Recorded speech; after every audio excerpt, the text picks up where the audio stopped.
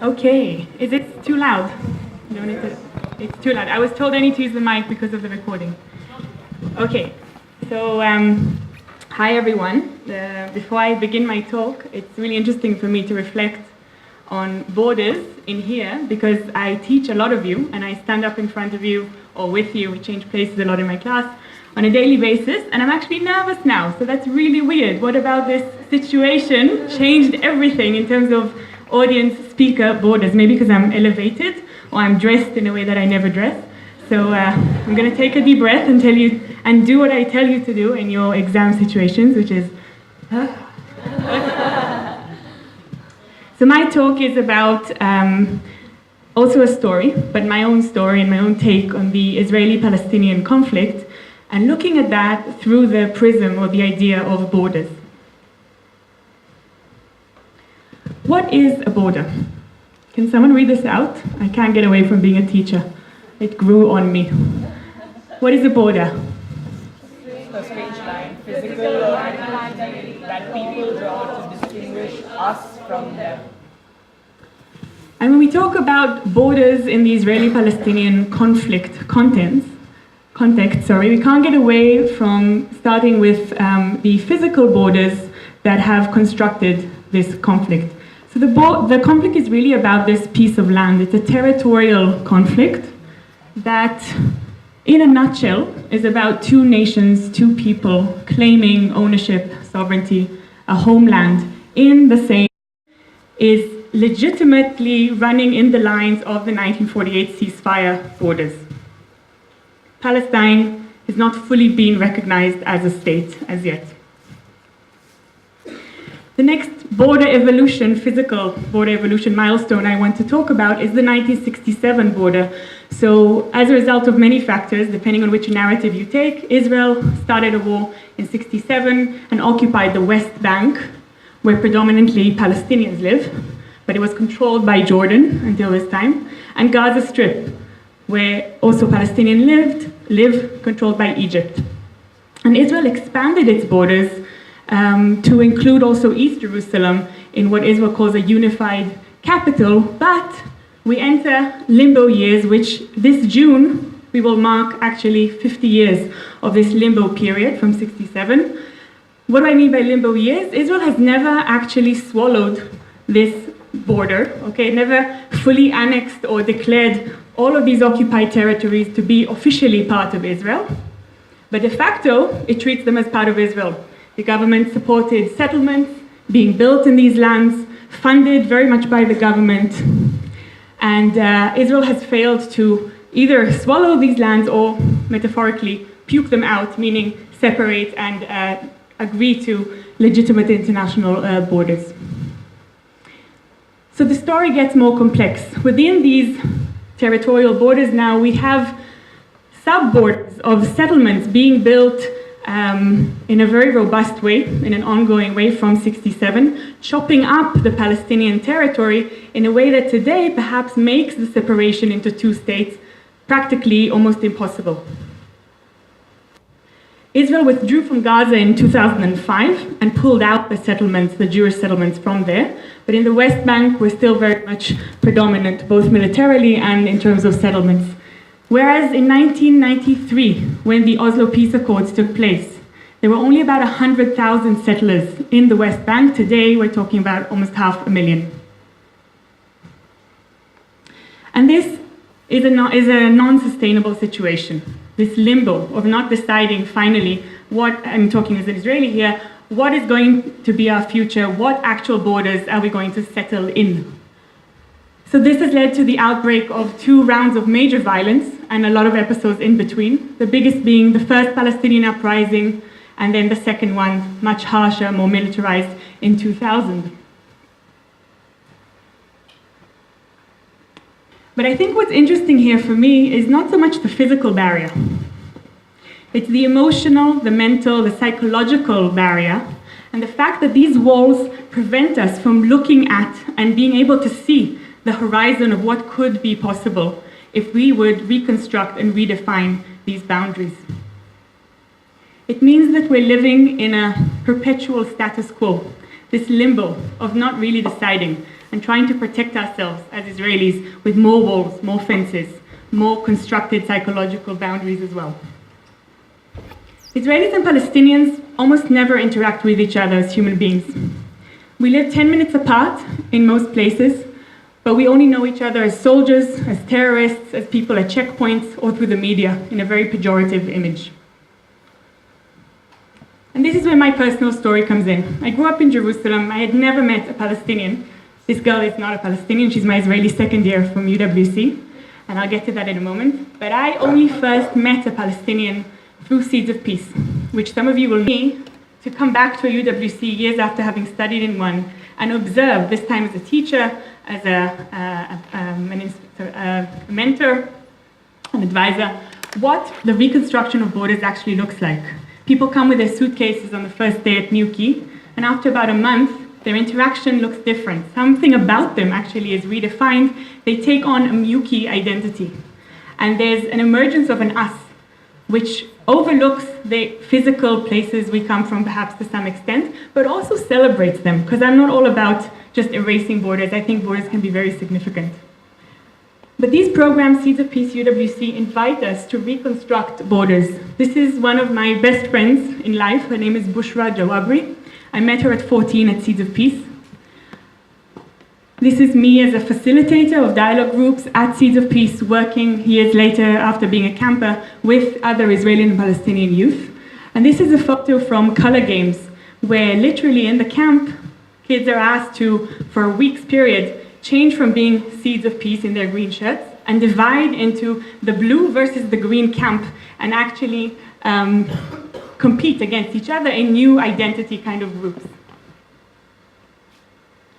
These are the friends from Seeds, so Sarah Babne, and a fundraising event that Bushra and I organized in 2009 to raise money for a rehabilitation center in Gaza for people who were very much adversely affected by that round of violence that took place at the time. The ability to do this, for me, resulted from having thought about what it means to be an Israeli, very much holding on with pride to that identity and the deep belief that I have a right to have ideational borders, a nation I am part of, and a state that has legitimate borders agreed upon internationally. But at the same time, being able to think of myself as part of a wider common us. And that us are the people who are fighting for peace, the people who are against definitely sports, etc. That helps reshape and redefine border dynamics. Again, these perception borders, these ideational borders, and gets them rethinking about which team they're on, physically and metaphorically. With MEET, what was so special is that this NGO brings youth, very much like you, excelling youth from Israel and Palestine at the age of 16 to 18, brings them together and teaches them technology and entrepreneurship skills. So they learn Java and Python, and they learn how to do a business model and how to think about solutions to real-world problems, with the aim of building the next generation network of Israeli and Palestinian entrepreneurs.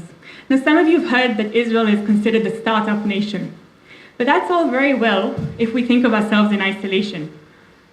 The power that Israel has as a startup nation to actually use that human capital and transform the realities we face will very much depend on our ability to reach out beyond these physical and ideational borders and get Palestinian counterparts, colleagues, to co-found with us. So that's the mission of MEET, to create the people who will be the leaders of the next solutions in the region. giving them real incentives and a skill set to do so, which to me is what makes this model unique. It's not just about coming and meeting the other side. It's about talking. Are you talking to me? Sorry. Okay. It's about it's about getting them to work together in groups and build the trust and the actual capacity to build change. So this is a picture from a typical impactful, including UWC, is again the fact that they call us to reconsider the borders we're so used to be ingrained in our identity borders, in our thought borders of what we believe to be possible, of what we believe the other side to really be like, because we actually know, but we've never met them. Okay, and these sort of human interactions, which you very much know of because you experience them every day here, are to me what will make real change happen in the future. So just to finish off, I think there are 4 big potential scenarios of what this conflict might look like in the future in terms of a border resolution. Okay, so what's going to happen? So the 2 big ones are a situation of reduced borders, a compromise. Each side gets a state, but with less than the full piece of territory I showed you in the beginning. So that would be the 2-state solution, probably somewhere along the green line. Or big borders, having each side actually call the entire piece of land its own home, but making that a 1-state solution, a secular democratic state for the 2 people. Major issues with both those scenarios, which I don't have time to talk about. The third is an interesting new proposal from the last few years of 2 states in 1 space. And this is where creativity and sort of the potential of peace building comes in when you think about what are the real needs of both sides. And if the need is to call the entire piece of land your home, but on the other hand, the need to have a Jewish nation state and a Palestinian nation state, there is a possibility perhaps to live in a Palestinian city as a resident, but be a citizen of Israel. Okay, so that's something you can Google afterwards, and there is very much a need for us to also think about the borders within, of what we perceive to be possible, and what we limit ourselves by not being able to imagine a future that is different from today. We're constrained by today's physical and mental borders. And I'll end with a very short quote by the Persian Muslim poet Rumi. This quote was the email signature of a good friend of mine, Asil Asle, who was shot dead by Israeli forces in October 2000. Well, I was a second year at UWC, and that really shifted my mind regarding a lot of things and made me refuse conscription. And the quote, which I put in my pocket, let's see if I can remember it, is beyond ideas of wrongdoing and right doing, there is a field. I'll meet you there. I often wonder what that field looks like. What are its boundaries, its borders? And is that field somewhere within? It's those borders that I call on myself and on us to try and unlock through UWC experiences and through everything that's to come for all of us. Thank you.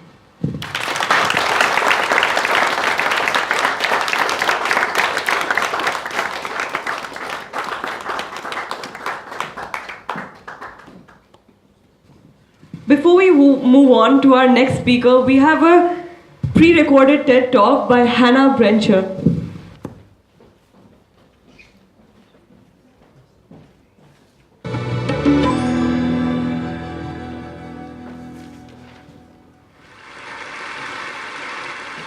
I was one of the only kids in college who had a reason to go to the P.O. box at the end of the day. And that was mainly because my mother has never believed in email, in Facebook, and texting, or cell phones in general. And so while other kids were BBMing their parents, I was literally waiting by the mailbox to get a letter from home to see how the weekend had gone, which was a little frustrating when Grandma was in the hospital, but I was just looking for some sort of scribble, some unkempt cursive from my mother. And so when I moved to New York City after college and got completely sucker punched in the face by depression, I did the only thing I could think of at the time. I wrote those same kinds of letters that my mother had written me for strangers and tucked them all throughout the city or less. But what if it's not about efficiency this time? You know, I was on the subway yesterday with this mail crate, which is a conversation starter. Monotonous.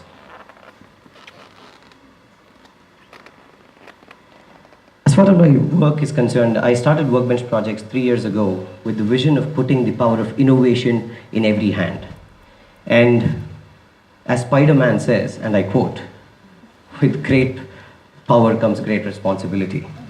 And I'm trying to understand that for myself and sort of trying to understand how I can be more responsible while I'm trying to impart the power of innovation to every hand.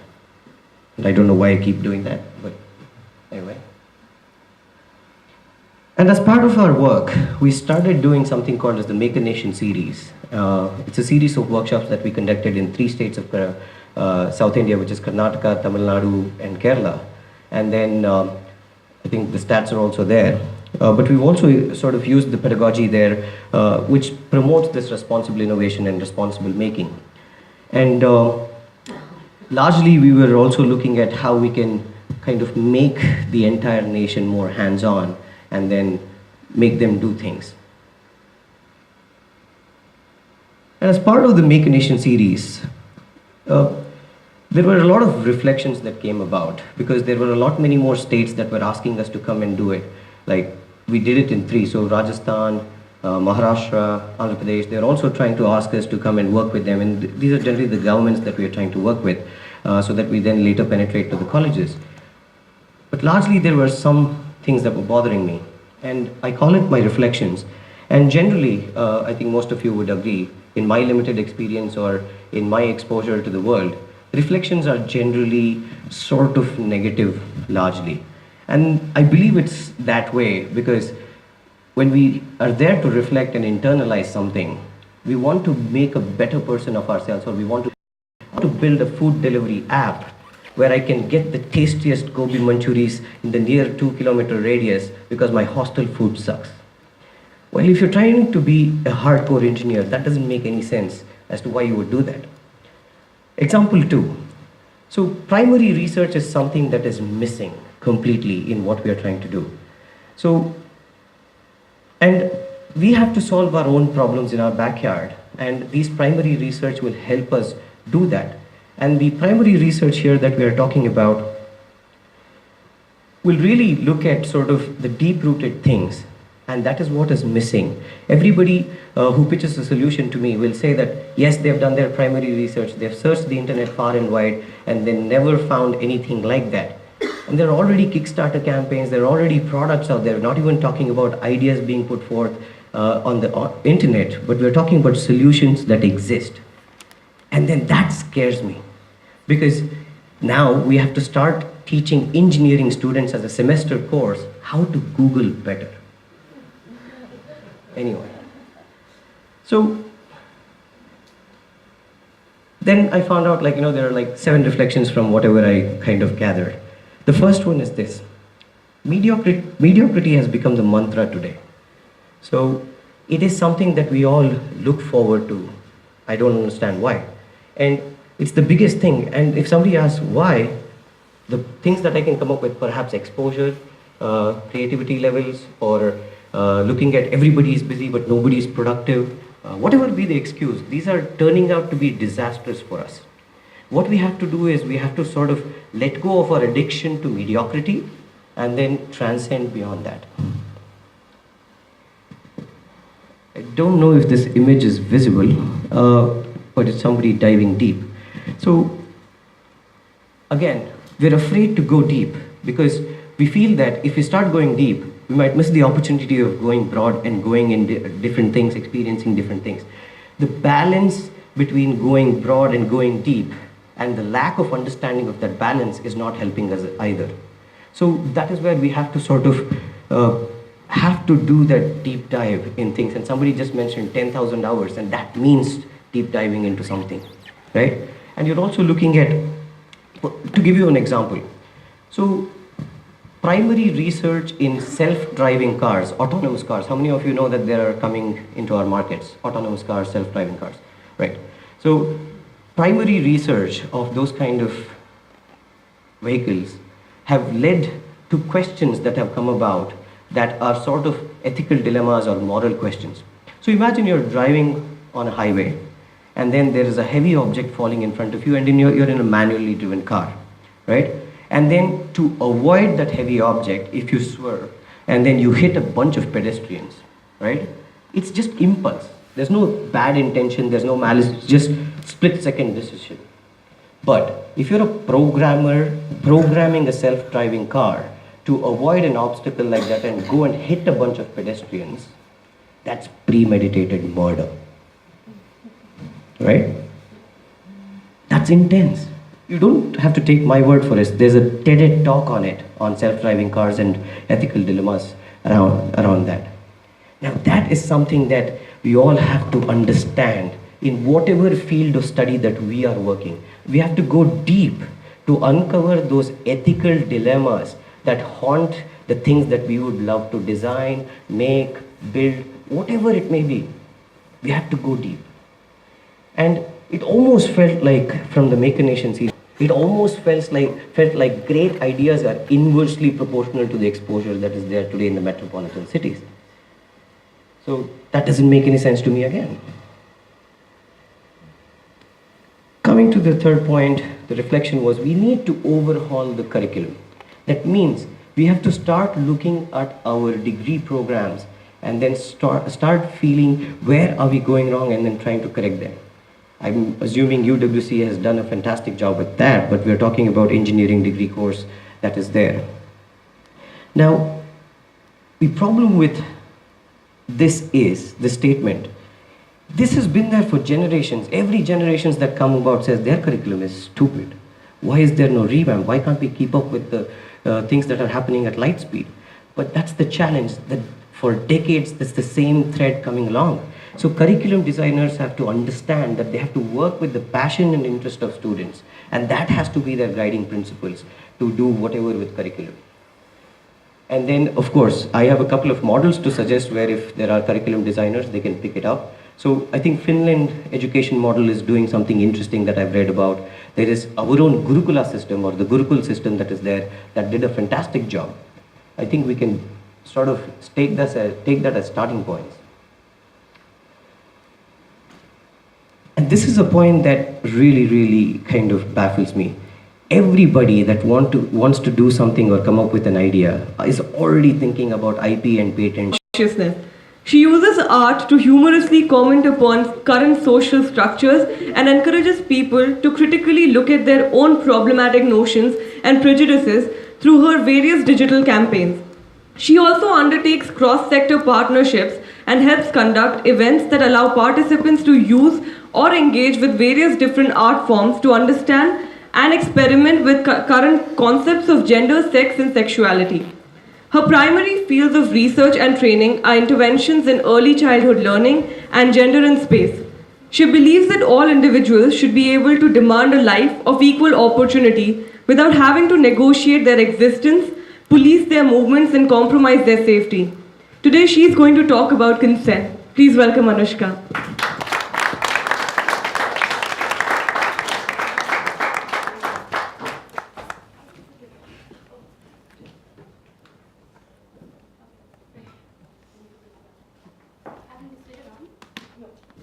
Hi, can you hear me?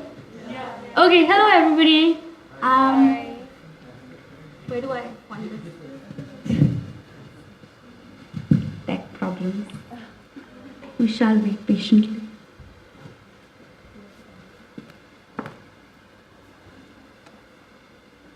Yeah.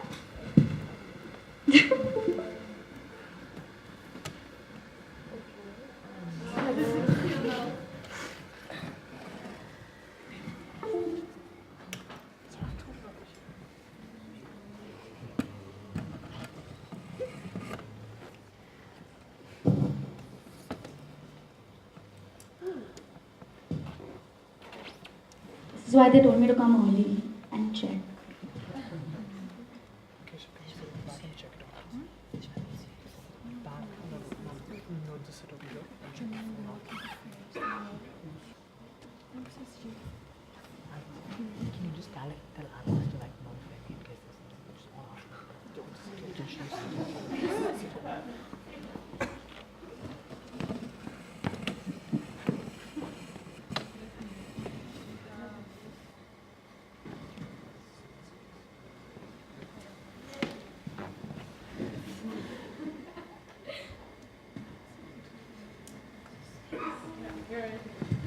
Okay. Yes.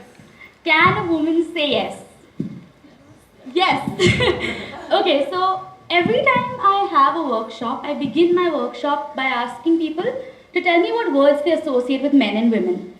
And often when I ask them about women, they'll tell me things like shy, sensitive, emotional, kind. When I ask them about men, they'll say aggressive, angry, strong. And these are the ideas that we grow up with when we think about men and women. We have some ideas about what men are supposed to be like, what women are supposed to be like.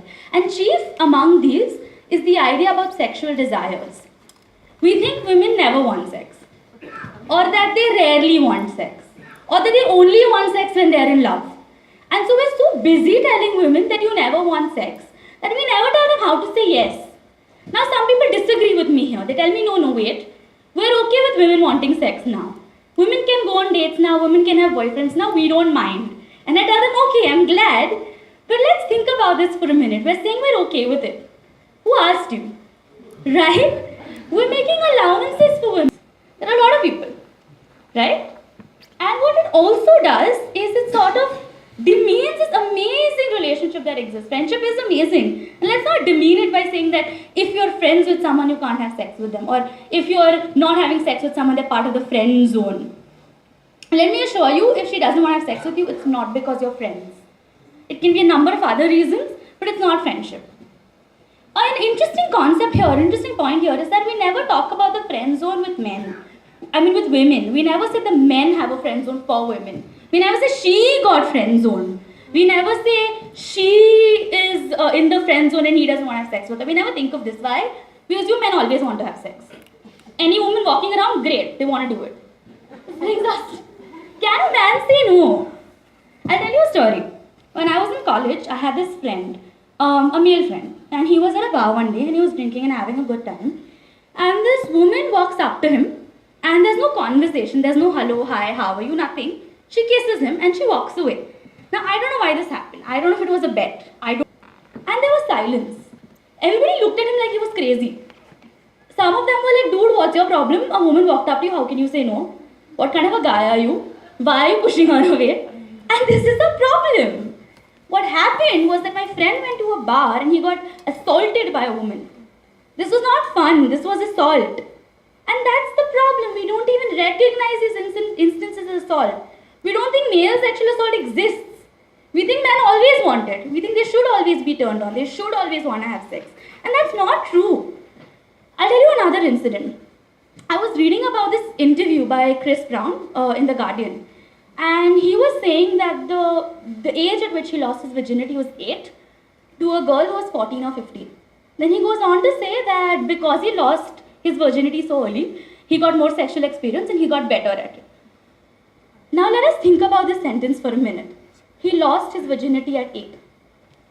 That's not what happened. He got assaulted at 8. You are 8 years old, you cannot consent, you don't understand consent. But we are raising people in this culture where boys don't even know how to articulate their experiences as assault.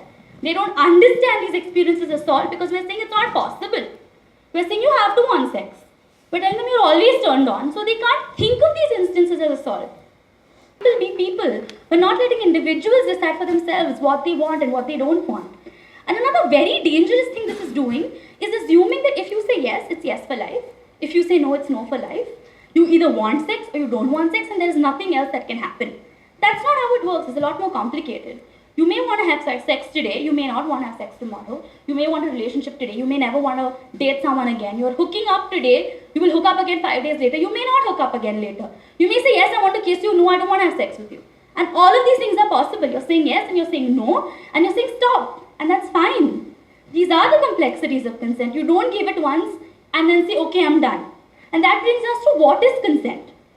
Consent is when you're giving permission. And in a sexual context, it's when you're saying yes or no to a sexual act with another person. And this is important.